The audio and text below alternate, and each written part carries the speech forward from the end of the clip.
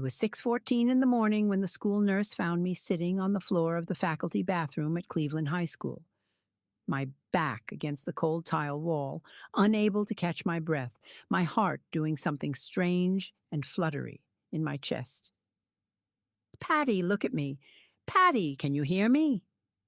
Her name was Beth Okafor, the school nurse, a woman I'd worked alongside for 9 years and exchanged maybe 200 words with in all that time, mostly about flu season and field trip permission slips.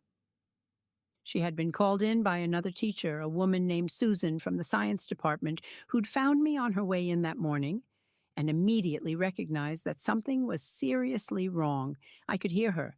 I just couldn't answer fast enough because some part of my brain was busy doing math it had been avoiding for 3 years.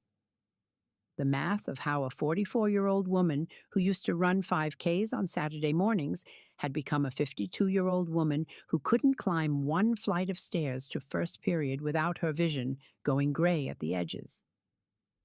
Beth checked my pulse, which was racing at somewhere around 130 beats per minute, while I sat perfectly still, and my blood pressure, which was high enough that she seriously debated calling an ambulance before I finally managed to catch enough breath to beg her not to. Terrified of the bill. Terrified of missing my first period class. Terrified, if I'm honest, of what it would mean to admit out loud that something was actually wrong with me.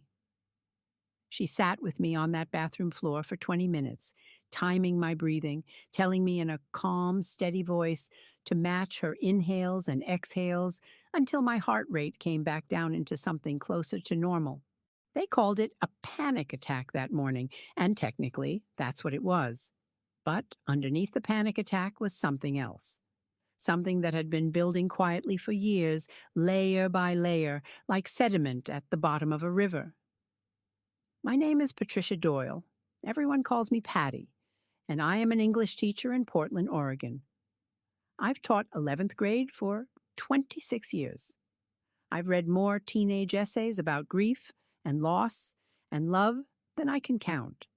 And somewhere in the last 5 years, without ever making a single conscious decision to let it happen, I became someone I didn't recognize in my own bathroom mirror. I want to tell you the whole story, not the version where a woman just decides one day to change her life and does it through pure willpower, because that version is a lie. And I've come to believe those lies actually hurt people more than they help. I want to tell you about my husband, Frank, and what his death did to me. I want to tell you about my mother and the particular kind of grief that comes with losing someone slowly while they are still alive. I want to tell you about the doctor who finally said a number out loud that scared me enough to listen, and the strangers who became my family, and the 100 small failures that came before the one big success.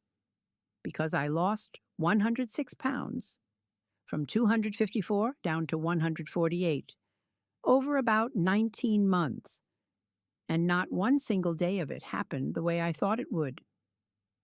Before any of this, I had a good life. Not a perfect one, but a good one. The kind you don't fully appreciate until it's gone. Frank and I met in our 20s at a bar in Northwest Portland where he was the world's worst bartender. He told me later he'd been fired 2 weeks after we met, mostly because he kept forgetting to charge people for their drinks. We got married 18 months later in my parents' backyard, under a maple tree that's still there. We had our daughter Emma when I was 29. I taught English. He worked as an electrician. And our life together had the particular unglamorous rhythm of two people who genuinely liked each other. Packed lunches, Sunday morning crosswords, arguments about the thermostat, 22 years of small, ordinary happiness. I weighed around 165 pounds for most of my adult life. Not thin, not the number a magazine would celebrate, but strong and steady. A body that carried me up mountains on family camping trips and through 26 years of standing in front of teenagers 5 days a week. I wasn't thinking about my weight in those years. I was thinking about lesson plans and Emma's soccer schedule and whether Frank had remembered to defrost the chicken. My body was just the vehicle my life happened in. I didn't know yet how much that was about to change. My best friend Carol likes to remind me, when I tell this story now, about the version of me she knew back then. The woman who organized the neighborhood's 4th of July potluck every year, who ran the school's cross-country booster club, who once talked Frank into hiking the entire Wildwood Trail with her and her husband on a bet neither man actually remembers agreeing to. Carol and I had been friends since Emma and her son were in the same kindergarten class. 20 years of Tuesday coffee dates and shared complaints about our husbands, and later, shared grief about the specific unfairness of the world. She was there the day Frank and I bought our house. She was there, 8 months pregnant with her second child, the day Emma was born. I mention Carol here early because she is going to matter enormously to what happens later in this story, and because I think it's important for you to understand that even a woman with a Carol in her life, even a woman with a full and connected life, can still end up alone on a kitchen floor at midnight. Having people who love you does not automatically protect you from grief finding its way into your body. I needed to learn that the hard way. Frank died on a Tuesday in October, 4 years ago, of a heart attack so sudden that the paramedics told me later there was likely nothing anyone could have done, which is the kind of sentence that is supposed to comfort you and instead just makes the whole thing feel more senseless. He was 51 years old. He had gone out to the garage after dinner to finish rewiring a lamp for Emma's dorm room. She was a sophomore in college by then. And when I went out 20 minutes later to tell him dessert was ready, he was already gone. I did CPR on my own husband on the concrete floor of our garage until the paramedics arrived and gently, kindly took over, and then, a few minutes later, stopped. I don't remember most of the next 6 weeks. I remember Emma coming home from college with red-rimmed eyes. I remember a funeral with more people than our garage could have held. Frank had wired half the electrical panels in our neighborhood over the years, for free, because that was simply who he was. And it seemed like half of them showed up to say goodbye. I remember my sister staying with me for 2 weeks because she was afraid to leave me alone. I remember Carol showing up at my door every single day for the first month with some small offering. A casserole, a bag of Emma's favorite candy, once just a bottle of wine and 2 glasses, and an offer to sit in silence with me on the porch, which turned out to be exactly what I needed that particular night, and which I still think of as one of the kindest things anyone has ever done for me. What I don't remember is deciding to stop cooking real meals, or deciding to stop going for my Saturday morning walks, or deciding that food, specifically the foods Frank and I used to share, the takeout Chinese we'd order on Friday nights, the ice cream we'd split watching bad reality TV, had become the only thing that made the silence in the house bearable for 20 minutes at a time. Carol tried, gently in those early months, to get me back out on our old walking route. I went twice, cried both times somewhere around the halfway point, and eventually stopped answering her texts about it. Not because I didn't want to see her, but because that particular trail had become unbearable. Every bend in it was a place Frank and I had walked together at some point in 22 years, and I didn't yet have any tools for carrying that kind of grief through my body instead of drowning it. Grief, I learned, doesn't announce itself as a single dramatic event. It moves into your body and rearranges the furniture. In the year after Frank died, I gained 31 pounds without a single day of deciding to eat differently. I ate standing at the kitchen counter, alone, in a house that had become unbearably quiet after 22 years of not being quiet.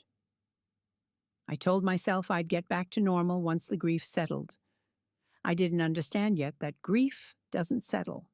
It just changes shape. And then, 14 months after Frank's funeral, while I was still white-knuckling my way through a version of normal, my mother was diagnosed with Alzheimer's disease. My mother, Eleanor, had always been the sharpest person I knew.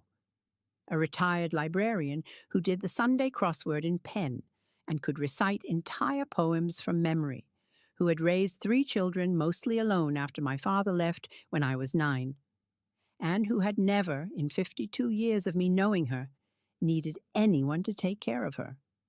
Watching her mind slowly leave her, piece by piece, while her body remained stubbornly healthy, was a specific kind of grief that nobody prepares you for. It is grief with no funeral, no clear before and after, just an endless series of small losses stacked one on top of another. The early signs, looking back, had actually started before Frank died, though I hadn't let myself see them clearly. A burnt pot left on the stove that could have started a fire. The same story told 3 times in one phone call. A missed doctor's appointment she swore she'd never been given. I had chalked it up to normal aging, the same denial I now understand that I'd later apply to my own body. It was a fall in her kitchen 6 weeks after Frank's funeral that finally forced a real neurological workup, and the diagnosis that followed a battery of testing and scans confirmed what some quiet, frightened part of me had already suspected. She forgot my name for the first time on a Thursday in March, about 5 months into her diagnosis. She called me the nice lady who visits that day, looking at me with the same polite, distant warmth she'd have shown a stranger. And I sat in my car in her driveway afterward and screamed until my throat hurt. Both hands wrapped around the steering wheel, grateful for the first time in my life that we lived on a street with no close neighbors to hear me. I became her primary caregiver almost by default. My sister lived in Arizona. My brother had never been especially involved, and I was the one who lived 20 minutes away. And as a teacher, had summers free, a word that came to feel like a cruel joke. I spent every evening after school and most of every weekend managing her medications, her doctor's appointments, her increasingly frequent confusion and agitation. I loved my mother. I would do it all again. But caregiving of that kind hollows you out in ways that are very hard to explain to someone who hasn't lived it. And I had no reserves left to hollow out, because I was still grieving my husband while I did it. This is the part of the story where the weight really climbed, between the caregiving exhaustion and the grief that had never actually resolved, just gone underground. I was surviving on drive-through meals eaten in my car in the 15-minute gap between my mother's house and my own, on wine most nights because it was the only thing that quieted my brain enough to sleep, on the particular comfort of foods that reminded me of easier years. I stopped weighing myself around 210 pounds because the number scared me, and I genuinely believed, in the way you believe things when you're just trying to survive one more day, that I didn't have the capacity to deal with one more hard thing. By the time of the panic attack in the faculty bathroom, I was 254 pounds, though I didn't know the exact number yet. I found that out 3 days later, sitting in a paper gown in Dr. Foster's office, my hands shaking, waiting for a lecture I was bracing myself to receive. Dr. Foster had been my primary care doctor for 15 years, and she had watched, appointment by appointment, as my weight climbed and my life fell apart in slow motion. She did not lecture me. She sat down across from me, put down her tablet, and said, "Patty, I've known you a long time, and I need you to understand something. What's happened to your body isn't a failure of character. Your husband died. Your mother is losing her mind in front of you. Your body has been running on stress hormones and survival mode for 4 straight years. I am worried about you, but I am not disappointed in you. Those are 2 very different things, and I need you to hear the difference." I cried in that office in a way I hadn't let myself cry in months. Not the sharp, immediate grief of the early days, but something slower and more exhausted. The crying of someone who has been holding a weight for a long time and has just been given permission to set it down for a moment. Dr. Foster ran blood work that day. The results came back a week later, and they were not good news, though she delivered them gently. My hemoglobin A1C, a measure of average blood sugar over the previous 3 months, was 6.3, which placed me solidly in prediabetes, one small step from a full type 2 diabetes diagnosis. My blood pressure was elevated. My cholesterol panel showed the beginnings of the metabolic changes doctors associate with what's sometimes called insulin resistance, a state where the body's cells stop responding properly to insulin, making it progressively harder to manage blood sugar and easier to store fat, particularly around the midsection. Combined with the hormonal shifts of perimenopause, which I was deep in the middle of without having fully acknowledged it, my body chemistry had shifted in ways that made weight gain almost inevitable given everything else going on. None of this happened because you lack discipline, Dr. Foster told me. It happened because your body has been under chronic, unrelenting stress for 4 years, on top of the hormonal chaos of menopause, and stress and cortisol and insulin resistance are deeply connected. But I need to be honest with you. If we don't intervene now, in the next few years, you're likely looking at a type 2 diabetes diagnosis and probably worse cardiovascular outcomes than the ones that already took Frank from you at 51. I'm not saying this to scare you. I'm saying it because I want you here for Emma and for your mother for a long time. That sentence, I want you here for Emma for a long time, is the sentence I've thought about more than any other in the years since. Because until that moment, I don't think I had fully let myself understand that I was not just grieving my losses. I was actively becoming one more loss my family would eventually have to survive. I left Dr. Foster's office with 3 referrals: an endocrinologist to manage the metabolic side of things, a therapist who specialized in grief and caregiver burnout, and a registered dietitian. I remember sitting in my car in the parking lot afterward, looking at the 3 business cards in my hand, feeling a specific kind of exhaustion at the thought of adding 3 more appointments to a life that already felt unmanageable. I almost didn't make any of the calls. What changed my mind in the end was Emma. I called her that night, mostly just to hear her voice, and ended up telling her everything Dr. Foster had said. There was a long silence on the other end of the line, and then Emma, my 24-year-old daughter, said something that broke me open completely. "Mom, I already lost Dad. I can't lose you too. Please, please make those appointments. I'll help however I can, but I need you to actually go." I made all 3 appointments the next morning. The endocrinologist, Dr. Nolan, was a soft-spoken man in his 60s who had clearly had this exact conversation with hundreds of women my age. He explained, more thoroughly than Dr. Foster had time to, how the hormonal shifts of perimenopause and menopause change where and how the body stores fat, how declining estrogen affects insulin sensitivity, and how chronic stress, the kind produced by grief and caregiving, floods the body with cortisol in a way that specifically promotes fat storage around the abdomen and makes weight loss through willpower alone extraordinarily difficult, sometimes nearly impossible, without addressing the underlying physiology. "I'm not going to put you on medication today, right?" he told me at that first appointment.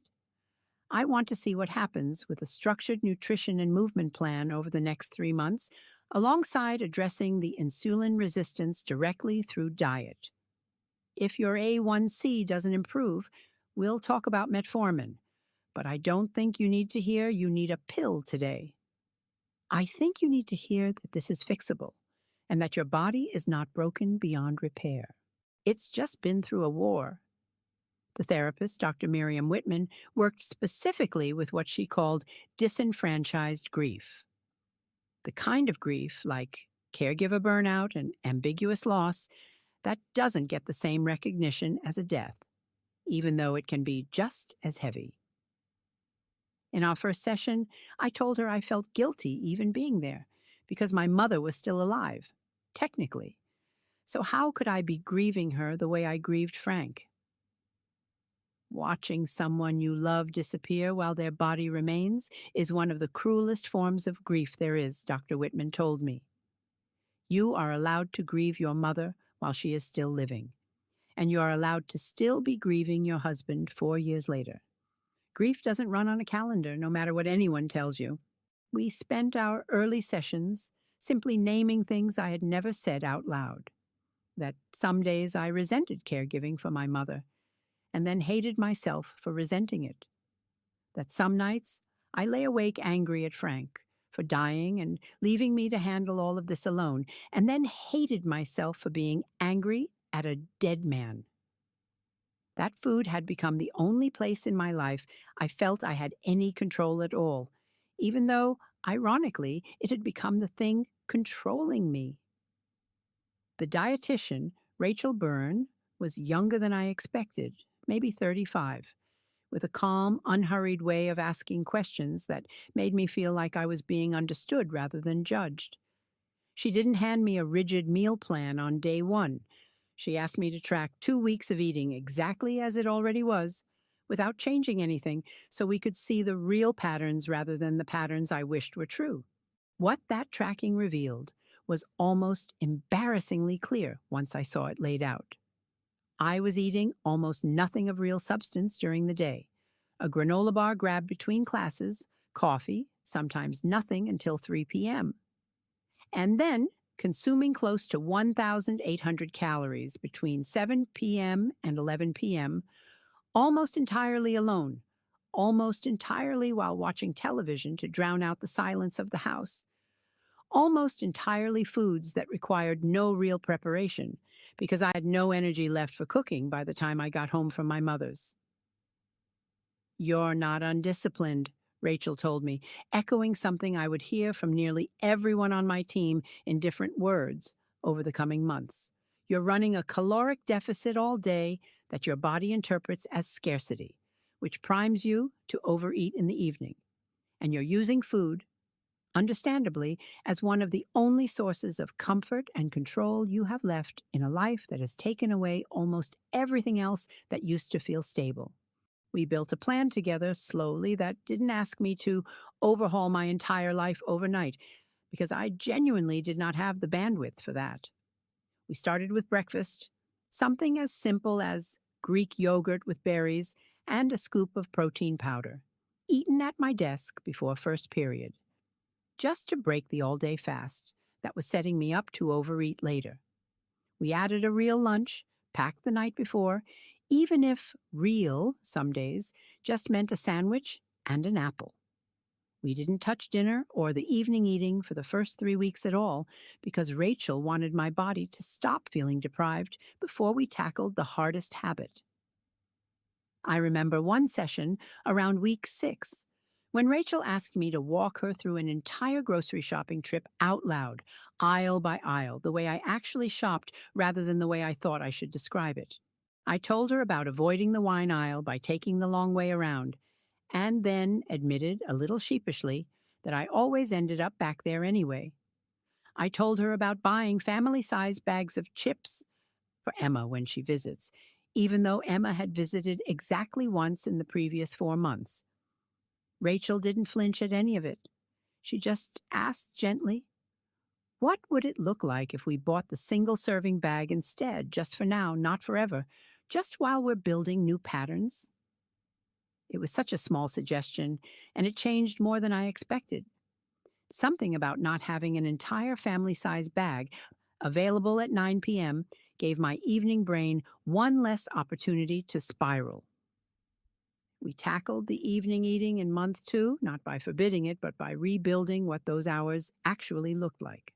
Rachel had me create what she called a bridge routine, a specific non-food ritual for the exact window between getting home and going to bed, the window where the old patterns lived.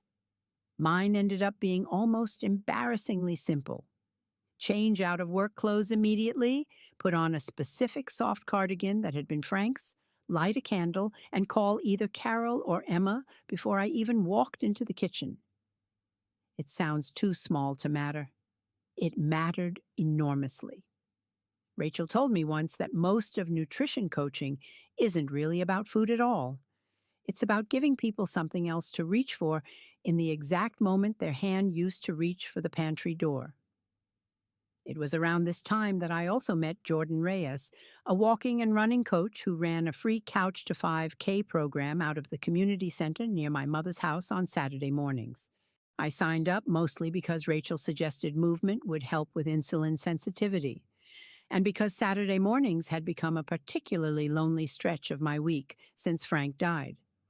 He and I used to do a version of this exact walk together years ago before life got complicated. The first Saturday, I walked for exactly 6 minutes before I had to stop, hands on my knees, humiliated, watching a group of what looked like genuinely fit people jog past me on the trail. Jordan, a woman in her 40s with an easy, unbothered energy, walked back to where I stood and said, "That's exactly where you're supposed to start. Everyone in that group you're staring at started exactly where you're standing right now. Some of them started slower than you." I didn't believe her. I showed up again the next Saturday anyway, mostly out of stubbornness, and the Saturday after that. That stubbornness, more than any single motivational moment, turned out to be the thing that carried me through the entire 19 months that followed. The group Jordan ran was a strange, wonderful little cross-section of Portland. A retired postal worker named Hank, who'd had a mild stroke the year before, and was walking his way back to full mobility 1 block at a time. A 26-year-old named Priya, training for her first marathon, who somehow never made anyone over 50 feel slow in comparison. A pair of sisters in their 60s who bickered the entire 6 minutes and then hugged goodbye every single week without fail. Nobody in that group asked me why I was there. Nobody commented on my body. Jordan had a rule, stated plainly on the group's very first day I attended, that we didn't talk about weight loss goals or calories or diets during the walks. We talked about our weeks, our families, the weather, anything except the numbers. The numbers will take care of themselves if you keep showing up, she said. What I actually care about is whether you're still here in 6 months, and people don't stay in things that only ever talk about what's wrong with their bodies. I called Carol after that first Saturday, still sweaty, sitting in my car in the community center parking lot, and told her, half laughing, half crying, that I'd walked for 6 whole minutes before nearly passing out. Carol, who had spent 4 years gently, patiently trying to coax me back toward any version of movement, back toward any version of myself, went quiet on the phone for a second, and then said, "Patty, I have been waiting so long for this phone call. I'm so proud of you I could cry." She did cry, actually, a little, and so did I, sitting there in a hot car in a strip mall parking lot. And it was one of the first moments since Frank died that I felt something that wasn't purely grief. I want to be honest with you about how hard the next several months actually were, because I think stories like mine often skip this part, and skipping it does a disservice to anyone watching who is in the middle of their own hard months right now. The first 3 months were a mess of inconsistency. My mother's dementia did not pause for my personal growth journey. There were emergency calls from her care aide about wandering incidents, a frightening night in the ER after she fell and hit her head, a stretch of 2 weeks where she didn't recognize me at all and called the police because she believed a stranger was in her house, a stranger who turned out to be me. Each crisis sent me straight back into old patterns: the drive-through dinners, the wine, the numbing hours in front of the television. I lost 4 pounds in the first month, gained back 2 of them in the second month during a particularly brutal stretch with my mother, and by the end of month 3, had lost a total of 9 pounds, a number that felt insultingly small compared to how hard I felt like I was working. Thanksgiving that first year very nearly derailed everything before it had even really begun. It was the first major holiday since my mother's diagnosis had fully progressed to the point where she could no longer safely cook. The first holiday where I was hosting entirely alone rather than splitting the labor with Frank the way we always had.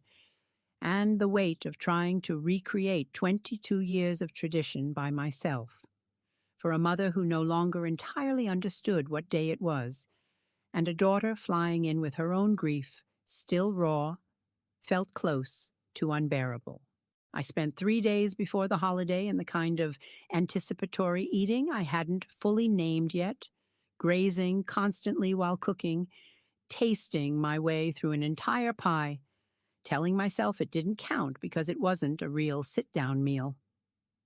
By the time Thanksgiving Day itself arrived, I ate what I can only honestly describe as 2 full plates of food within 20 minutes, alone in the kitchen before anyone else had even sat down at the table, and then picked at a third plate with everyone else afterward, feeling sick and ashamed and unable to explain to Emma why I kept disappearing into the kitchen.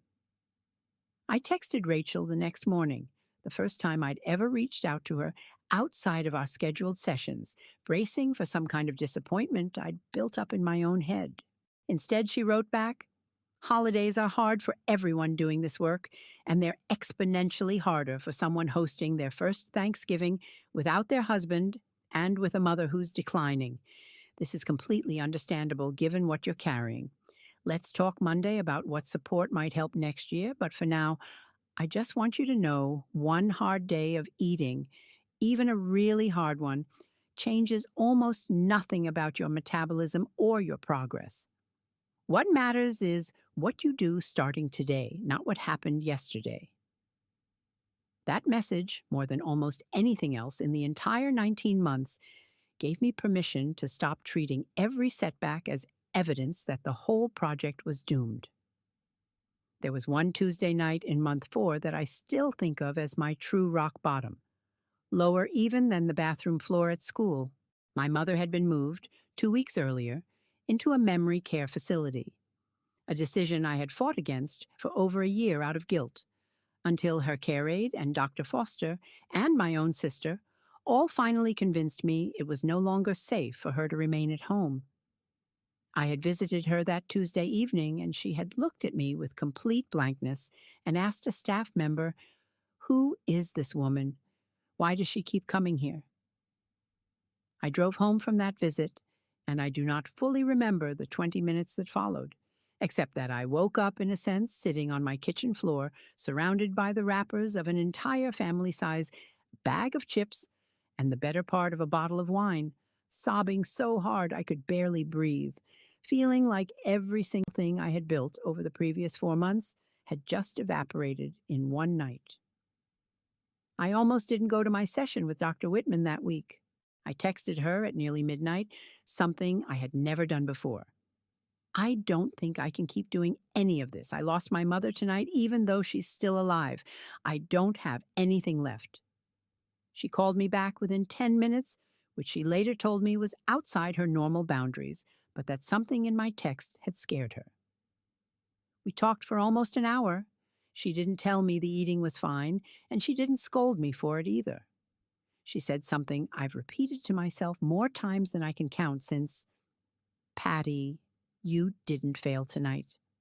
You survived one of the hardest nights of your life using the only tool you had available in that exact moment. Tomorrow, we're going to look at what other tools we can build so that next time you have more than one option. But tonight was not a failure. Tonight was a woman who has lost almost everything, doing the best she could with what she had left. That reframe, not one, not failure, survival, hurrah, became something like a lifeline for me over the following months, because it was the first time I let myself believe that a hard night didn't erase the progress that came before it, or the progress that could still come after it. By month 5, with my mother more settled into her new facility, and a visiting routine that felt less like crisis management and more like sustainable love, and with weekly sessions with Dr. Whitman, Rachel, and my Saturday walks with Jordan's group all finally functioning together instead of constantly competing with emergencies, something started to shift. I want to be careful not to make it sound like a single dramatic turning point, because it wasn't. It was closer to 100 small turning points, stacking on top of each other until, looking back, I could see that the direction of my life had genuinely changed. I started noticing what Rachel called non-scale victories. The same phrase, it turns out, that so many people on this kind of journey eventually learn to lean on. I could walk the entire 6-minute mile loop at the community center without stopping.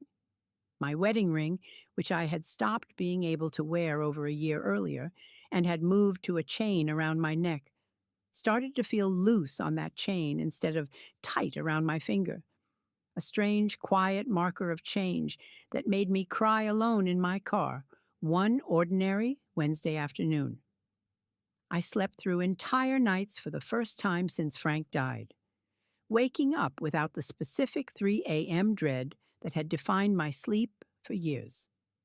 My A1C, rechecked at the 5-month mark, had dropped from 6.3 to 5.8. Still prediabetic, but moving decisively in the right direction. A number that made Dr. Nolan genuinely smile at our follow-up appointment. At Jordan's suggestion, I joined the community center's early morning walking group Beyond Just Saturdays. A small cluster of women, most of them between 45 and 60, several of them also navigating their own versions of grief, caregiving, menopause, and metabolic changes. One woman in that group, a retired nurse named Dolores who had lost 60 pounds after her own husband's death 8 years earlier, became something close to a mentor to me. Grief makes you forget you're allowed to take up space in your own life again, she told me one morning as we walked. The weight is never really about the food. The food is just where the grief goes to hide. By month 7, I weighed 219 pounds, down 35 pounds from my highest recorded weight. I went shopping with Carol that month, mostly to replace a pair of work slacks that had become almost comically loose, and ended up standing in a fitting room at a department store, trying on a pair of jeans 2 sizes smaller than anything I'd worn in years. Purely on a whim after Carol dared me to just try them, they fit. I stood there staring at myself in the fitting room mirror, a mirror I would have avoided entirely a year earlier, and I didn't recognize the shape of my own reflection for a moment. Not because I looked like someone else, but because I looked, for the first time in a long time, like someone who was actually still in the process of living her life, rather than just enduring it. Carol, waiting outside the curtain, heard me go quiet and asked if I was okay. I opened the curtain, and she just looked at me for a second and said, "There you are, I've missed you." We both cried in the middle of a department store, and the 16-year-old employee folding sweaters nearby pretended very hard not to notice. I bought my first pair of real running shoes that same month, fitting a smaller, less swollen foot than the one I'd been living in for years. The salesperson at the running store, a patient young man who spent 45 minutes with me, despite the store being nearly empty, gently explained that a lot of my old shoe size had likely been inflammation and fluid retention rather than actual bone structure, which was such a small technical detail, and yet it undid something in me. Some old belief that my body had simply always been big in every dimension rather than a body that had been suffering and swelling under years of stress. I registered, terrified, for my first 5K, a local charity event benefiting Alzheimer's research, which felt fitting given everything my mother and I were living through. I almost backed out 3 separate times in the 2 weeks before the race, convinced I would be the slowest person there, convinced everyone would be able to tell just by looking at me that I didn't belong among real runners. Jordan talked me down each time with some version of the same argument. Nobody at a charity 5K is measuring anyone else. Half the people there will be walking. You are not going to be the story anyone remembers from that morning except your own. Emma flew home from college specifically to walk it with me, and my mother's care facility arranged, with what felt like enormous kindness, to bring her in a wheelchair to watch the start of the race from the sidelines. even though by then she could no longer fully follow what was happening. I remember looking back at her, sitting there in a blanket with an aide beside her, and feeling a wave of grief and love so tangled together I couldn't separate the two. We crossed the finish line together. Emma and I, both of us crying, both of us laughing at ourselves for crying over a 5-kilometer walk jog that some of the runners around us had finished in under 20 minutes. It didn't matter. It was, at that point, the single proudest 38 minutes of my adult life. The middle stretch of my journey, roughly months 7 through 13, is the part I now think of as the season where things started to genuinely feel possible instead of merely survivable. My relationship with food had fundamentally shifted. The evening binge eating that Rachel and I had spent months slowly dismantling had become, instead of a daily battle, an occasional Tuesday night stumble I could recognize, name and recover from within a day or two rather than a week. I had progressed with Jordan's group from walking to a genuine run-walk interval program and then, by month 9, to running actual continuous miles. Something I would have laughed at anyone for suggesting a year earlier. My body was changing in ways that went beyond the number on the scale. I noticed the muscles in my legs from months of walking and running. I noticed I could carry my mother's laundry basket up the stairs at her facility without stopping to catch my breath halfway. I noticed, at a parent-teacher conference night at Cleveland High School, a colleague I'd worked alongside for a decade doing a genuine double-take when she saw me. And instead of feeling embarrassed by the attention the way I once might have, I felt something closer to quiet pride. One of my students that year, a quiet junior named Maya, who rarely spoke up in class, stayed after the bell one afternoon in month 9 and asked, a little hesitantly, if I minded her asking a personal question. I braced myself, the way teachers learn to, for almost anything. "You seem so much happier this year, Mrs. Doyle," she said. Like, actually happier, not just teacher happy. I just wanted to say I noticed, and it's nice. I thought about that comment for weeks afterward.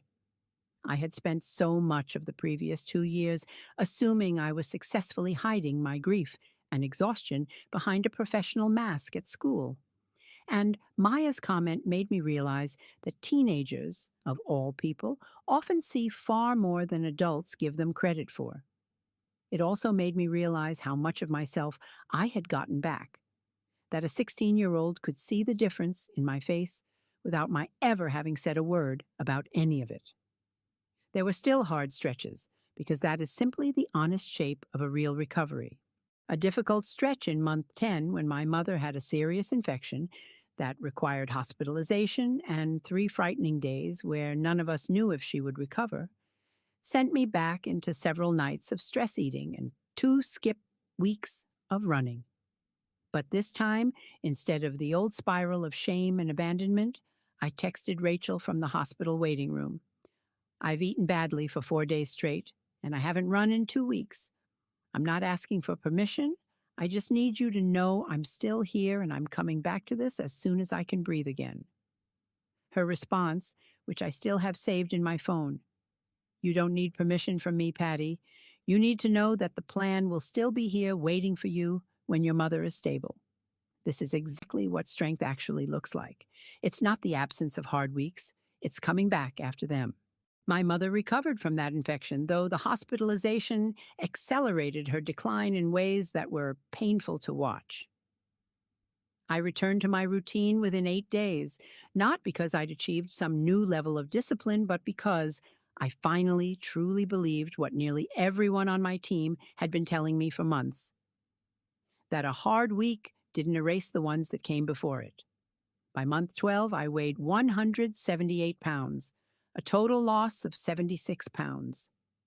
My A1C had dropped to 5.4, solidly out of the prediabetic range and into normal territory, a number Dr. Nolan celebrated with me at an appointment where he told me, plainly, that at this rate, I had likely added meaningful years back onto my life expectancy.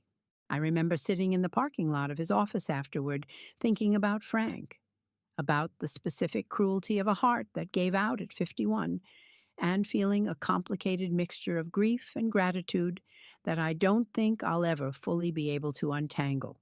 Grief that he never got this chance, gratitude that I still had mine. The final stretch of the journey, months 13 through 19, brought its own difficulties, because nothing about a real transformation stays easy indefinitely.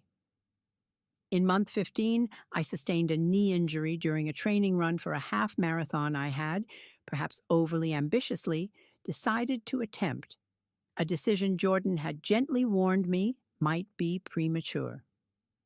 It happened on an unremarkable Wednesday morning run, a sharp electric pain along the outside of my right knee about 2 miles in, the kind of pain that made me stop dead in the middle of the trail and immediately know something was actually wrong rather than just sore.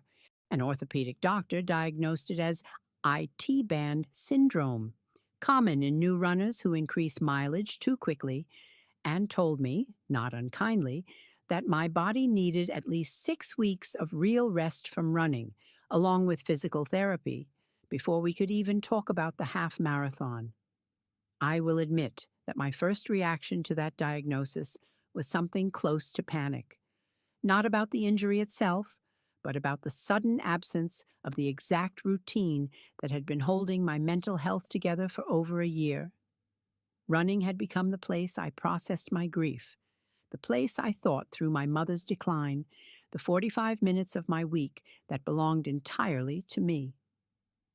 Losing it, even temporarily, felt disproportionately devastating, and I said as much, tearfully, in my next session with Dr. Whitman.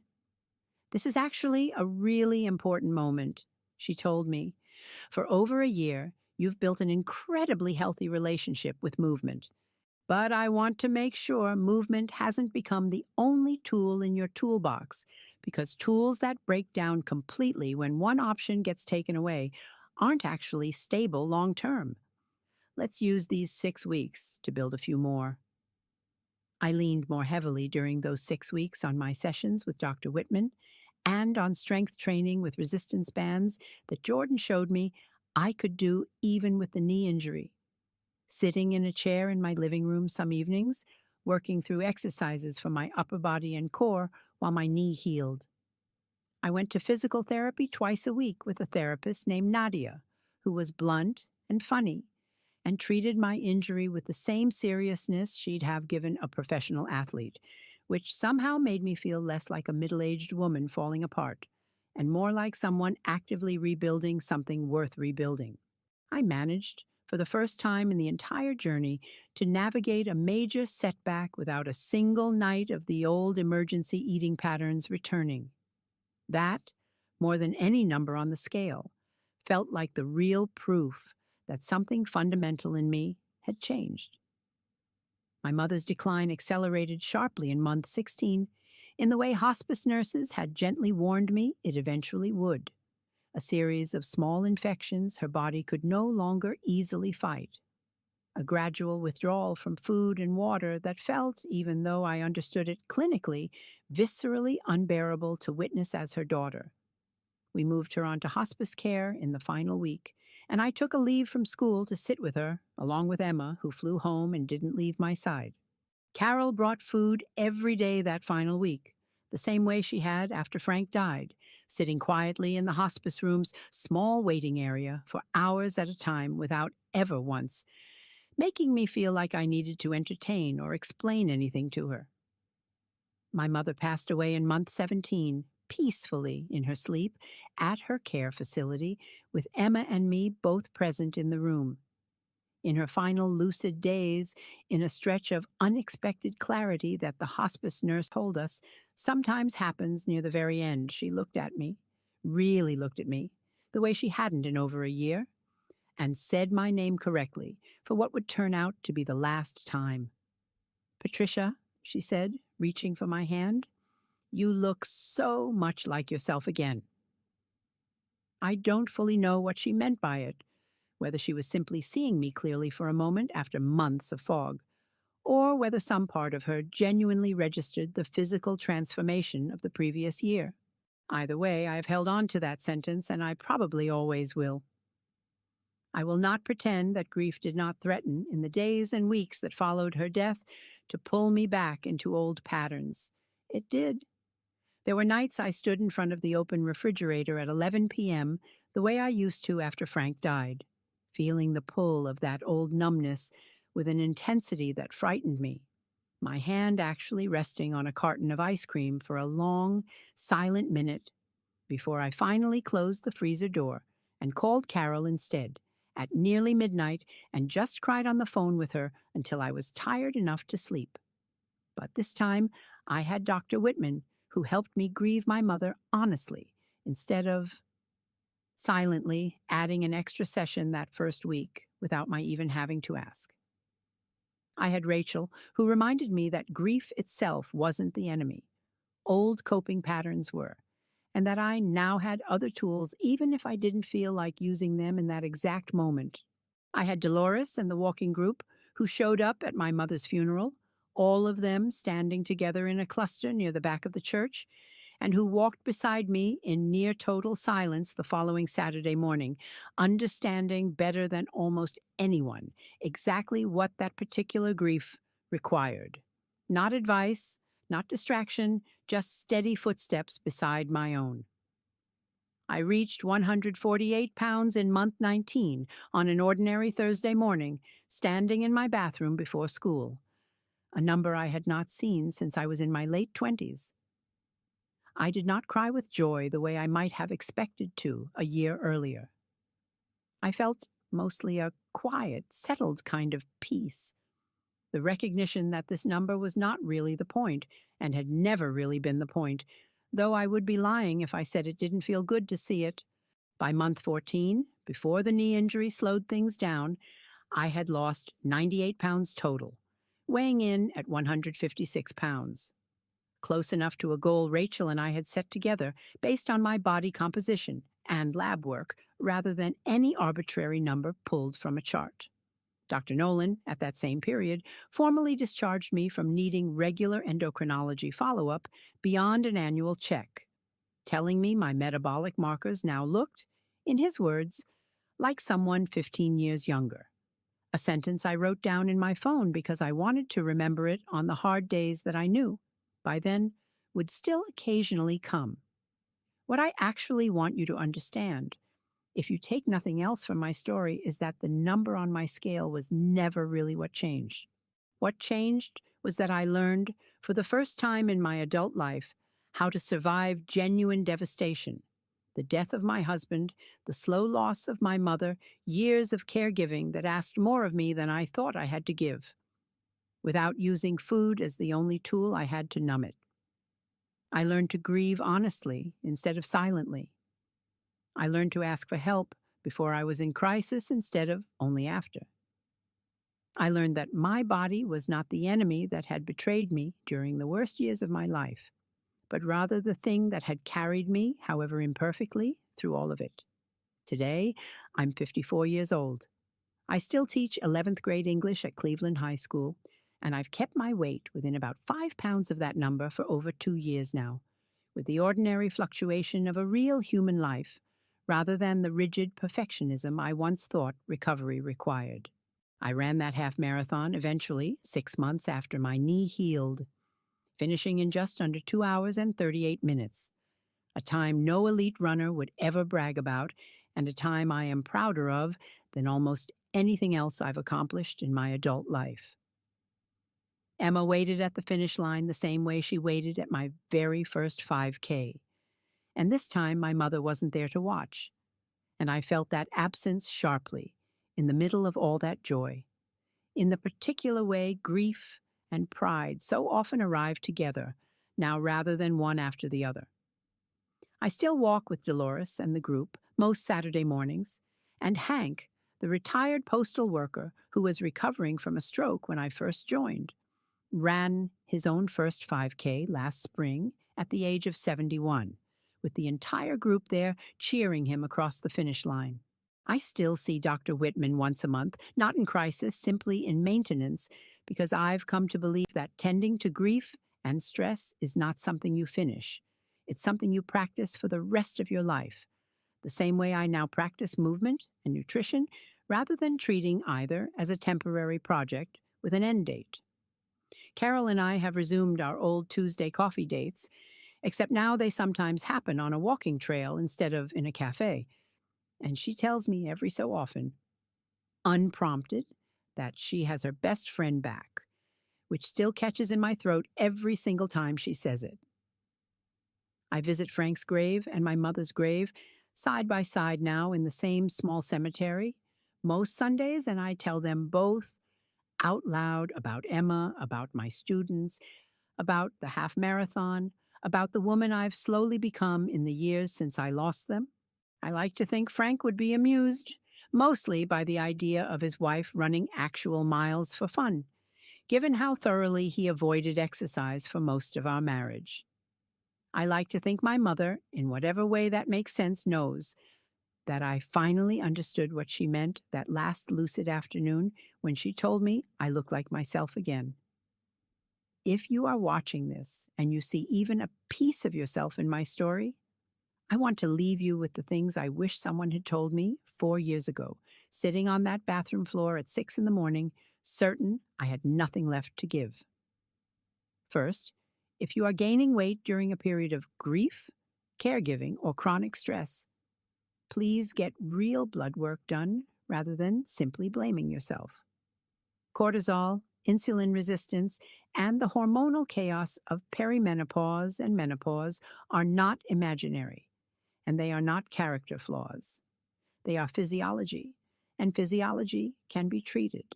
Ask specifically for an A1C, a full thyroid panel, and a fasting insulin level, because a normal blood sugar reading alone can still miss early insulin resistance that a more complete panel would catch. Second, grief does not run on any calendar anyone else gets to set for you. And disenfranchised grief, the grief of caregiving, of watching someone disappear while they're still alive, of a marriage that ended too soon, deserves exactly as much support and honesty as any other kind of loss. Find someone who understands that distinction, whether it's a therapist or a support group or simply one honest friend. And third, and this is the one I believe most deeply of everything I've learned, a hard week or a hard month or even a devastating night sitting on your kitchen floor surrounded by wrappers does not erase the progress that came before it. And it does not disqualify you from the progress still waiting ahead of you. The people who eventually get to the other side of something like this are not the people who never fall apart. They are simply the people who, one more time than they wanted to, chose to come back.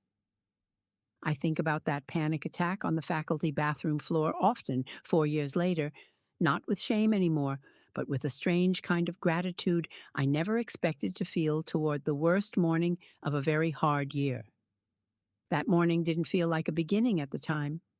It felt like an ending, like proof that I had finally, completely fallen apart in a way I couldn't hide from anyone anymore, including myself. It took me a long time to understand that those two things were actually the same event, seen from two different distances. That the falling apart and the beginning were never separate moments. They were the exact same moment, and I simply hadn't lived far enough past it yet to see which one it truly was. If you are in the middle of your own version of that morning right now, grieving someone you loved, caring for someone you're slowly losing, sitting in a body that no longer feels like it belongs to you, eating in the dark because it's the only thing quiet enough to bear, I want you to hear this from someone who has actually lived it, not from someone reciting a script written to make you feel better for 20 minutes and then forgotten. It gets different. Not easy, not instantly, not in a straight line, but different. And eventually, if you let the right people in and you keep showing up on the Tuesdays you don't feel like showing up, different becomes something very close to whole again. Build a team before you build a plan. A doctor, a therapist, a nutritionist, a movement coach, a sister, a best friend who shows up with casseroles and doesn't ask questions. You are not meant to carry a transformation like this alone, and you are never meant to carry grief that heavy by yourself either. I didn't build my team all at once, and I didn't build it perfectly. I built it one reluctant phone call at a time, one appointment I almost canceled, one Saturday morning walk I nearly talked myself out of. If you do nothing else after watching this, make the one phone call you've been putting off. That's how mine started too. Some nights, even now, I still light that candle Rachel first suggested, still put on Frank's old cardigan, still call Carol or Emma before I let myself walk fully into the kitchen. Not because the old grief still pulls as hard as it once did, but because I've learned that the rituals which once rescued me are worth keeping, even after the emergency has passed. That, maybe, is the last thing I want you to take from all of this. Recovery isn't about eventually needing nothing. It's about building enough good, steady things into your life that the hard nights, when they still come, no longer have the power to undo you.